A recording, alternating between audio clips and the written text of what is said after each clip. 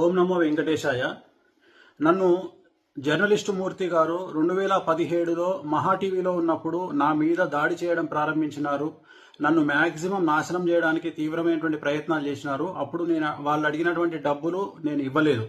ఇవ్వకపోవడం వల్ల చాలా రోజుల తర్వాత గత 8 నెలల నుండి తిరిగి నా మీద జర్నలిస్టు మూర్తి గారి ఆధ్వర్యంలో వాళ్ళ టీం ఆధ్వర్యంలో దాడులు ప్రారంభించడం జరిగింది.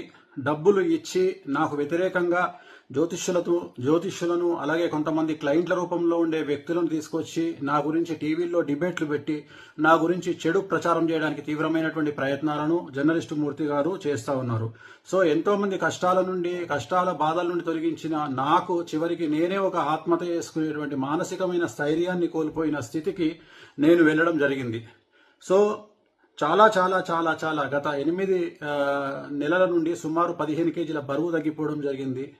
సో ఇదంతటికి కారణం ఒక వీడియోని మీకు చూపిద్దాం అనుకుంటున్నా. ఆడియో వినాలని కోరుకుంటున్నాను. నువ్వు నాకు మెసేజ్ చేశాక నేను మళ్ళీ మెసేజ్ చేశాను, like you want me to wait అది ఇది అని చెప్తే లేదు ఇక్కడ ఇంకా లేట్ అయ్యేలా ఉంది, ఇది అలా సింపుల్గా కూర్చొని మాట్లాడుకునే మ్యాటర్ కాదు కదా, మళ్ళీ అందులో ఇంకా ఎందుకు రిస్క్ ఫోన్లో మాట్లాడడం అన్నట్టు నేనైతే మెసేజ్ పాస్ చేశానమ్మా. ఏమన్నాడంటే 5 లక్షల, సరిగ్గా విన్నావా, 50 లక్షల, 5 లక్షల, 5 కోట్ల, 5 అన్న ఫిగర్ నువ్వు ఒకటే చెప్తున్నావు అంటే నేనన్నా, నేను కూడా షాక్ తిన్నాను. 5 అని అన్నాను, గుర్తుందా నీకు? 5 అని చెప్పేసి నువ్వంటున్నావు సిఆర్ అని, నేనంత ఎక్స్పెక్ట్ చేయలేదు 5 సిఆర్ అని. నేను బయటకు రాగానే ఏమన్నాను, అంత అయితే అఫోర్డ్ చేయలేడు అని చెప్పానా? అమర్ ఒక్కటి చెప్పనా, ఈ సోషల్ మీడియా ఈ పోస్టుల కోసం ఆ కోసం ఆయన లైఫ్ స్టైల్ ఏదో బయట పెట్టుకుంటాడు, కానీ ఆయనది ఇంటర్నల్ గా లైఫ్ స్టైల్ ఏందో నాకు తెలుసు. ఇప్పుడు ఆయన ఎంత బ్రాండెడ్లు వాడి ఎంత షో ఆఫ్ చేసుకున్నా కూడా లోపల లైఫ్ ఏంటిదన్న నాకు తెలుసు కదా. 5 కోట్లు ఎక్కడి నుండి తెచ్చిస్తాడు అమర్? నేను అన్నాను అప్పుడే, నాకు తెలిసి ఇది వర్కౌట్ కాకపోవచ్చు అని చెప్పి. అది మ్యాటర్. అదేనా చెప్పేస్తే మనం చెప్పేద్దాం, ఏముందా ఇప్పుడు అంటే మనం ఇంకా ఆయన నుండి మనం ఎలాంటి ఇన్ఫర్మేషన్ వినలేదు కాబట్టి నేనేమంటున్నానంటే, ఆయన ఎవరో ఉన్నారు కదా, అబ్బా నాకు ఆయన పేరే నాకు రావట్లేదు, కల్లేరు రాజేషా ఎవడో చెప్పావు, సారీ వాడు వీడు అంటున్నాను, సారీ. సో ఆయనకి ఈ మెసేజ్ పాస్ చేయలేమా మనము? అంటే అదే వాళ్ళ చిన్న గారు కొంచెం సీరియస్ ఉన్నారంట, తనతో ఇంకా ప్రశాంతంగా మాట్లాడలేదు. నేననేది ఏంటంటే, ఓకే ఇవన్నీ ఓకే గానీ మనము ఇది తెలియకుండా అది గెలికేసి ఇప్పుడు వదిలేసామంటే వాళ్ళు చాలా ప్రెస్టీజ్ తీసుకుంటారు. అది నేను ఇంకా గట్టిగా ఇది అవుతారు. ఎవరు ఇలా టైం వేస్ట్ చేసి నన్ను ఇచ్చేసి వచ్చి కూర్చొని బేరం కొట్టకుండా ఇచ్చేసి ఇప్పుడు మేము చేయలేము, ఏం చేసుకుంటావో చేసుకుంటా అన్నట్టుగా మాట్లాడతారు. నాకు తెలుసు, నాకు అర్థమైంది ఆ పాయింట్. నేను అందుకే అది అంటున్నా, మళ్ళీ మనం అది పాపం మన హెల్ప్ చేయబోయి ఇంకా దాన్ని ఇరకాటంలో పెట్టలేం కదా అని నేనేమంటానంటే, ఇప్పుడు సార్ వాళ్ళంతా ఇది కాదంట, వాళ్ళకంత ఇది లేదంట, 5 కోట్లు అయితే అఫోర్డ్ చేయలేడు. ఒక మాట చెప్పడానికైనా అది అనేది అంటుంది. వాళ్ళంతా అడుగుతున్నారు, వాళ్ళ ఎక్స్పెక్టేషన్ అది. నువ్వు చేయగలిగింది ఎంత నువ్వు చెప్తే. ఇప్పుడు నాకు అర్థం కాని పాయింట్ ఏంటంటే, అయిపోతుంది ఆ కంఫర్ట్ జోన్ ఏంటి అని చెప్తే అయిపోతుంది నేను అంటది. ఇప్పుడు ఆయన 5 కోట్లు అన్నప్పుడు అమర్ ఒక మాట నేను చెప్పనా, ఇప్పుడు అక్కడ ఆయన ఇచ్చిన ఏమంటారు 5 కోట్లు అనే ఫిగర్ ఆయన ఇచ్చాడు. ఇప్పుడు వేణుస్వామి కూడా నన్ను నమ్మాలి కదా, 5 కోట్లు ఏ లెక్కలో అడిగారు అసలు అన్నట్టు. అంటే నేను నీకు మనలో మన మాట, నేను నీకు యాజ్ అ ఫ్రెండ్ గా నేను నీకు చెప్తున్నాను, రేపు ఆయన కూడా నన్ను 5 కోట్లు దేనికోసం డిమాండ్ చేశారు అని అడిగితే నాకు ఎక్స్ప్లెనేషన్ లేదు ఇక్కడ. నీకు అర్థమైందా నా పాయింట్? ఆయన నా మాటని నమ్ముతాడా అనే క్వశ్చన్ మార్క్ లో నేను ఉన్నాను. ఆ ఫిగర్ వినగానే చూసావు కదా, నా మైండ్ అంతా బ్లాక్ అయిపోయింది బయటకు రాగానే. సో ఇప్పుడు దీన్ని మనం ఏం చేద్దాము? నేను అదే అంటుంది. ఇప్పుడు వాళ్ళు అడిగారంటే ఆయన చెప్పే రీజన్స్ ఏంటంటే, చెప్పాడు కదా చాలా చిక్కుముళ్ళు ఉన్నాయి, వీటన్నిటిని చేయాలి, ఇప్పుడు ఓనర్స్ ఇచ్చుకోవాలి. అంటే ఇందులో బిఆర్ నాయుడు గారికి, ఇందులో ప్రేమకి రాంబాబు గారికి కూడా పోతుందా? అందరికి వెళ్తుంది. మూర్తి అందరికి, మూర్తి, ప్రేమ, అబ్బో వీళ్ళంతా కనెక్ట్ అయ్యారు. అదే వీళ్ళంతా కనెక్ట్ అంటున్నాను. అయ్యి ఉమ్మడిగా ఆయన్ని అందరు కలిసి వేణుస్వామి గారి మీద దాడి చేద్దాం అనేది ఇది ఇట్లా పెట్టుకున్నారు. అది నేను అంటుంది. అంత పెద్ద మంది, అందుకే అన్నట్టు చూసావు కదా, సో మనీ ఇవి ఉన్నాయండి, చిక్కుముళ్ళు ఉన్నాయి దీంట్లో, ఇవన్నీ తిప్పుకుంటూ రావాలి, ఇవన్నీ ఇది చేసుకుంటూ రావాలి అని. అది ఆయన ఏం చేశాడు, మనలో మన మాట, ఇప్పుడు జస్ట్ మనలో మన మాట 5 కోట్లు అయితే ఆయన ఆఫర్ చేయలేడు అంటే ఆయన దగ్గర అంత లేదు. ఎందుకంటే నేను చూసాను కాబట్టి నేను నీకు పర్సనల్ గా చెప్తున్నాను. ఆయన లైఫ్ స్టైల్ అంత కాదు. ఎందుకంటే నేను దగ్గర నుండి చూస్తున్నాను కాబట్టి నాకు తెలుసు. ఇది కాకుండా నెక్స్ట్ ఆప్షన్ ఏముంది ఇప్పుడు?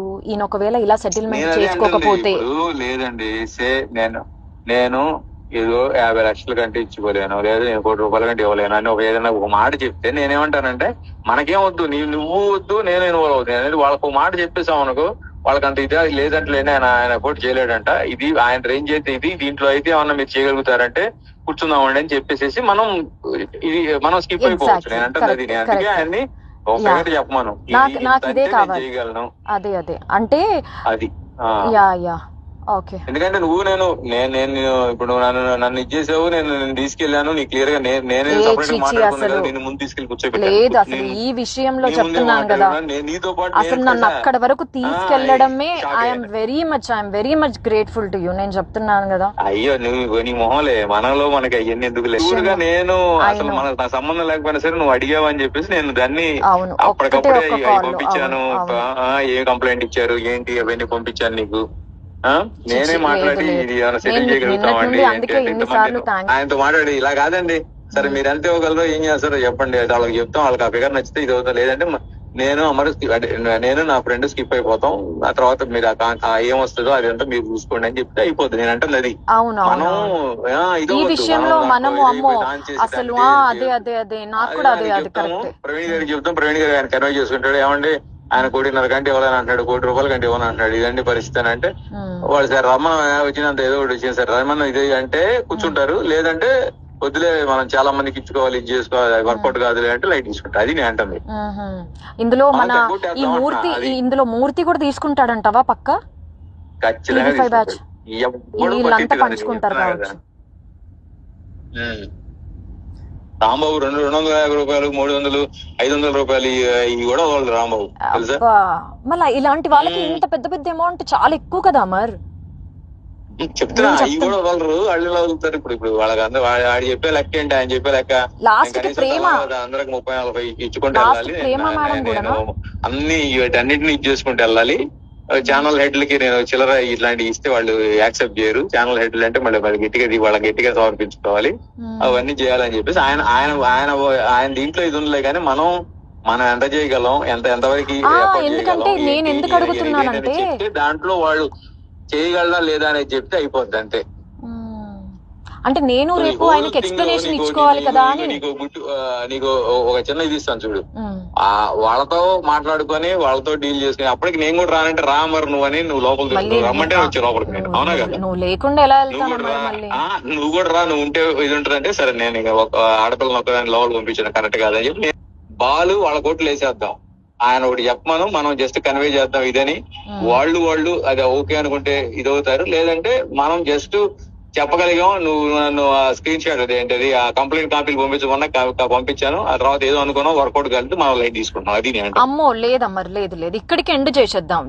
నేను బయటకు వచ్చినప్పుడు ఏమన్నాను, ఇప్పుడు కల్పించేసి సో అండి తనే చూస్తుంది అని చెప్పేసి నేను వెళ్ళిపోదాం అనుకున్నా యాక్చువల్ గా. బట్ నాకెందుకు నేను తీసుకొచ్చాను, నేను ఉండాలి పక్కన, తన పక్కన ఉండి నేను దాన్ని అది నేను అనేది ఏంటంటే మనకు నువ్వు ఏది చెప్పేసే ఇది ఇవన్నీ ముసుగులో గుద్దులాట్లు కదండి, మాకు వేరే ఇంట్రెస్ట్లు కూడా ఏం లేవు, మీరు చెప్తే అదంతా వాళ్ళకి చెప్తాం, వాళ్ళకు నచ్చితే రమ్మంటే వెళ్ళండి కలవండి, లేదంటే అవదని చెప్తారు వాళ్ళు, నేను చెప్పేస్తాను అంటే. ఇంతవరకు అయితే మేము తీసుకుంటామండి. ఇప్పటికే మనం కొంచెం అంటే ఎక్కువే తీసుకుని వెళ్ళాం, అంటే మనం అది ఎక్స్పెక్ట్ చేయలేదు కాబట్టి ఏదో సెటిల్ చేద్దాం అన్నట్టు.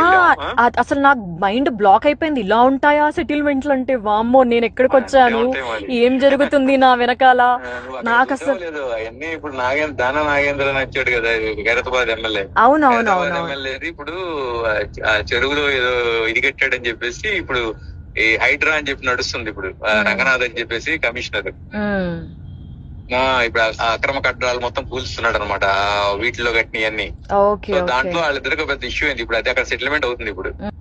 అందుకని జస్ట్ ఎస్సా నోనా లేదంటే స్టిల్ వెయిట్ చేద్దాం, ఇంకా ఏదైనా మాట్లాడాలని ఉంది అని అంటే నువ్వు మెసేజ్ చేయి చాలు నాకు. నేను వీడియో చూశారు కదండి. ఆ ఆడియోలో మాట్లాడింది జర్నలిస్ట్ అమర్ గారు. అతను తెలియని వాళ్ళు ఎవరు లేరు. వీరు సీనియర్ జర్నలిస్ట్ అమర్ గారు కాదండి, ఇతను జూనియర్. మూర్తి గారి అనుచరుడు. ఇతను TV5 మహా టీవీ అన్నిట్లోనూ పనిచేశాడు. ఇప్పుడు ఎక్కడ చేస్తున్నాడు ఒకటి తెలియదు, ఛానల్లో ఉన్నాడు, జర్నలిస్ట్ అనమాట. సో ఒక జ్యోతిష్కుడికి 5 కోట్లు ఇవ్వమని మమ్మల్ని వారం రోజుల నుంచి మాకు మనశ్శాంతులు లేవు, నేను డల్ అయిపోతే ఇంట్లో వాళ్ళు డల్ అయిపోతారని ఎక్కడికి బలవంతంగా యాక్టివ్ గా ఉన్నాను. ఇద్దామంటే 5 కోట్లు అంటే మాట్లాడండి. నా బంగారం, నా కూతురు బంగారం కూడా అమ్మినా దాంట్లో 5% కూడా రాదండి. ఆఖరికి సూసైడ్ కూడా చేసేసుకుందాం అనుకున్నాను. కాకపోతే సూసైడ్ చేసుకుంటే వీళ్ళు ఎలా క్రియేట్ చేస్తారు తెలుసా?